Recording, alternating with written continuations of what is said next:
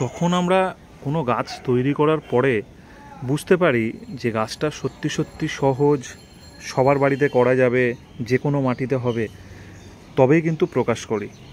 এবং কষ্ট সহিষ্ণু গাছ, গাছের গোড়া থেকে সমস্ত ধরনের লাল মাটি সরিয়ে দিয়েছিলাম। সরিয়ে দেওয়ার পর নিজের মতন করে নর্মাল মাটিতে বসিয়ে দিয়েছিলাম।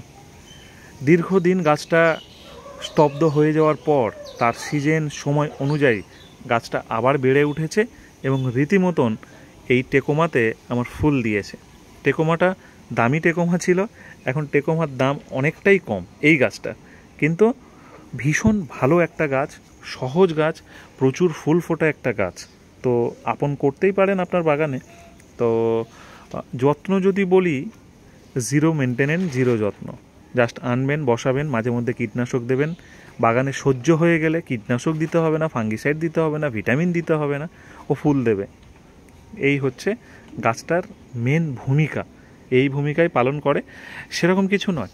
তবে এর যে এই গোড়াটা মেন, যেটা এই গোড়াটা আমি কিন্তু সবসময় ওই কোনো কিছু দিয়ে খোঁড়াই না, এবং ম্যাক্সিমাম সময় আমি চেষ্টা করি কোনো রকম খাবার না দিয়ে তরল খাবার দিতে, অর্থাৎ সর্ষের খোল, বাদাম খোলের জল, এটা দিলেই কিন্তু এ খুব পছন্দ করে। আর সেরকম কিছু আমি করি না, দিই না।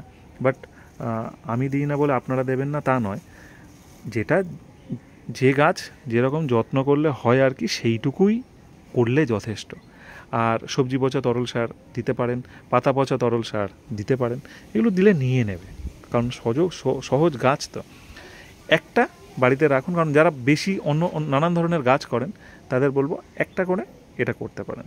যাই হোক, ছোট্ট ভিডিও করে জানালাম, এইটুকুই শেষ করব ভিডিওটা, আর বেশি বড় করব না। টেকোমা গাছ আপন করুন।